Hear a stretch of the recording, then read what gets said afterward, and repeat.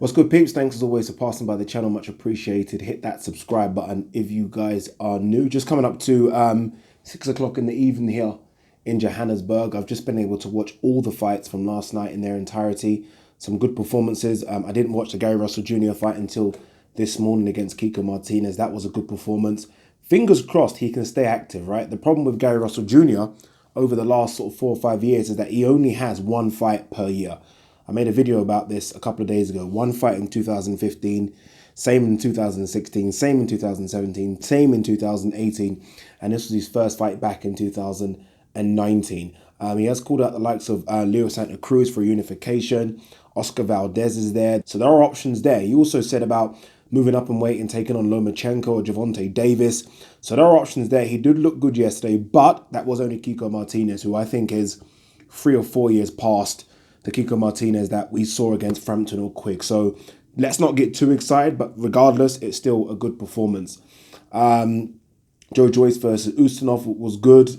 Look, I did criticize Joe Joyce in the immediate aftermath of the fight. I've watched it again. It wasn't that bad, but he still looks slow for me. I think Adam Booth's got a lot of work there to get him moving, not just his feet, but just his head and his movement, like being a bit more slick in what he does. Again, we are talking about a guy that had a very good amateur background. But nonetheless, it is 9 fights, 9 wins, and he has called for a big title shot in 2020. I don't think he's going to get a world title shot, but this is boxing. You never know. I mean, there are some fighters out there getting opportunities, so why not Joe Joyce? Billy Joe Saunders, obviously now a 2-weight world champion. Look, I mean, he was a 1-100 favourite yesterday, so that says a lot about the fight. But nonetheless, you can only beat what's in front of you, and it was a good performance. Apart from a tricky, I think it was round 6, when I think he got hit with something clean. Apart from that, it was pretty much a shutout. So well done to him. He has called out the likes of Callum Smith. There are other guys in that division. Caleb Plants in that division. Benavidez is massive for the weight, so that's a huge task, I think, for Billy Joe Saunders. Chris Eubank Jr. is the IBO super middleweight champion, so there are options at 168, but for me, he's still got to get his ass down to 160. He wants to make some good money, and that's what boxing's about. I mean, look, he's won titles now. It's about making some money. All the big fights are at 160, so fingers crossed he can still make the weight. He looked good on the scales Friday, so I think he can. So let's see what he can do. To Scotland, look, great performance by Inoue. I mean, that was my fight of the night. I actually picked Rodriguez versus Inoue as a fight of the night. I thought it was going to be a fantastic scrap. And the first round was good. Both of them landed good shots in the first round. Rodriguez looked sharp in the first round as well. And then the second round, I think, lived up to his nickname, the Monster, and it was just lights out. And then that body shot, oh, I mean, well done for Rodriguez getting up. I mean, he looked to his corner and he almost said to the corner, no. And I'm sure the corner said, get the fuck up, because he got up and he tried. But, I mean, Inoue looks frightening. Now he is an official 3-weight world champion. He already won a belt in that division at bantamweight, but that was a regular title. Now he's a legit 3-weight world champion. So that's light flyweight, I think superfly, and bantamweight. I mean, I think he can do stuff at featherweight. I really do. I know people are going to say, no, he's small. But when you've got that kind of power, almost like Manny Pacquiao. I know Manny Pacquiao had speed and a lot more things through punches and bunches, but power is power. Power is the biggest key to boxing for me. And when you've got that kind of power, I mean, this guy can do a lot. Well done to Josh Taylor. Obviously now the IBF 140-pound champion, getting that big win over Ivan Branchik yesterday.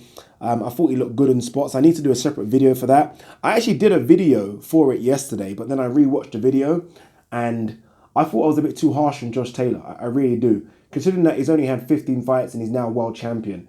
And Baranchyk is a decent fighter. He's not an elite, I don't think, but he's a decent fighter, very much in the mold of a Provodnikov. And Josh Taylor got the job done. So that was that. And then, in the early hours of the morning, obviously, we all saw Deontay Wilder destroy Dominic Breazeale. Destroy him. I think a lot of people picked Wilder to knock out Breazeale. I picked that it would be a 5th or 6th round KO because, I mean, Breazeale is notoriously known for his toughness. I mean, AJ took 7 rounds to get him out of there. Even in his wins, it's still hard work. He still ships a lot of punches, but he takes them. So I didn't think Wilder could knock him out like that. And he did, and it was destructive, right? That power is... I'm going to steal Hatman's line here. I watched Hatman's video talking about the fight, and he said that Wilder has generational power. So it's not a case of just comparing him to fighters in the last 20 years. We need to compare Wilder's power to from the history of boxing, from this very, very start. That kind of power is scary. I mean, even the overhand right that stumbled Brazil in the first sort of 45 seconds was just, I mean, brutal. Brutal. He has got one punch KO power unlike any other heavyweight right now. Unlike any other. I was trying to think whether or not he has the same type of punch power as Vitali, but it's very different. I think he's got, I don't know, it's just crazy because he's very, very slim as well. I mean, there's not much legs there. I think we all know that. And he walks around at, 235 pounds, comes into the ring about 223. So, I mean, he's one of the smaller heavyweights. But when he puts these punches together, frightening. And I was thinking about the AJ fight now because obviously we're all going to talk about that. The debate has started already on Twitter and all the other social media platforms. I mean, if you're an AJ fan, AJ wins. If you're a Wilder fan, Wilder wins. I think a lot of people are saying it's a case of who lands first. I'm not entirely sure about that, if I'm honest with you. But the fight now has become astronomically big, right? It's just getting bigger and bigger. I mean, look, providing both of these guys continue to win and they're rolling the dice every time they do fight, this is heavyweight boxing, the fight's just only going to get bigger. It really is. I mean, you compare it to how big it was, I don't know, a year and a half ago when Wilder first got an offer to fight AJ. And I think his offer was about 12 million, wasn't it? Something along those lines. That was about a year ago, right? I mean, you can quadruple that figure. I mean, that's how big the fight's getting. It's continually getting big.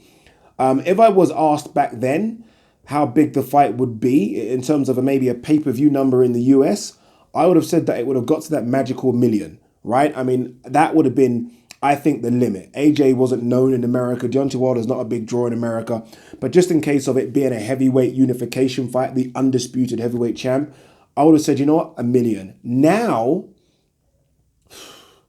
I mean, it's not going to be as big as obviously as Floyd versus Pacquiao. That was just something ridiculous. Or Floyd versus Conor, again, something ridiculous. But I think it will be, or could get to the same number that Floyd did versus Canelo, which is what, I think 2.1 or 2 million, or Floyd versus Oscar. Again, 2 million in the US. Let's not compare it to what 2 million in the UK is. It's a completely different number. Remember, the UK, we charge, what do they charge us? 20 to 25 pounds, I think, for pay-per-view. In the US, I mean, this fight could be priced at like $90.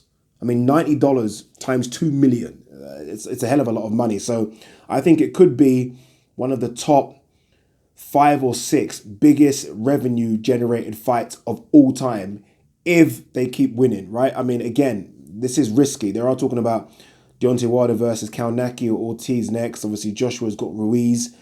Joshua should get through Ruiz and he should make it look impressive. It won't be as impressive, obviously, as what Wilder done to Brazil, but nonetheless, I expect Joshua to put on a really good performance. He's almost under pressure to almost put on that performance now just because of what Wilder's done. After the Wilder performance against Brazil, I was thinking stylistically about the matchup between him and Joshua. Look, it will be a fantastic fight. I have said in the past that I think Wilder would knock out Joshua. Just from a stylistic standpoint, Wilder is very difficult to prepare for. Joshua is kind of your original kind of orthodox standard type boxer, whereas a Wilder, it's all weird, it's all over the place. And I mean, how do you get sparring for that? I did think, though, that Joshua's performance against Parker, which obviously didn't get a lot of credit, but showed me that Joshua is thinking more about the defense side of things rather than the offense. And I think that's what's going to help him in the Wilder fight. Just the way that I think Joshua can stick to a game plan better than Wilder can. I don't think it's a straight shootout. I don't think it's a case of whoever lands first. I think Wilder does have one punch clean KO power. I don't think Joshua does. I think Joshua kind of gets rid of his opponents with a barrage of punches. What I do know, though, is that this is a huge fight. It really is a huge fight. I think we're split 50-50 down the middle in terms of who we think will win, which makes it, again, a great fight. The anticipation is already building now. It's going to get even more worse when Joshua, I think, gets rid of Ruiz. Questions will be asked about this matchup. I feel like the only way this fight can happen, I think it's clear now, is if Joshua takes this fight on Showtime. I don't think Wilder's going to fight on DAZN. Joshua is able to fight on Showtime. He doesn't have a contract with DAZN. It seems to be like a fight-by-fight basis, although Eddie Hearn has spoke about Joshua signing a contract with the Zone. I think Joshua should maybe hold on for that one. If he really wants the Wilder fight, he might have to force things to happen by saying he'll fight Wilder on Showtime. But yeah, look, the anticipation is through the roof. It really is for this one. Both of these guys are still in their prime, still at their peak, and it's going to be fantastic. It really is going to be fantastic. What do you guys think? Let me know anyway. Peace.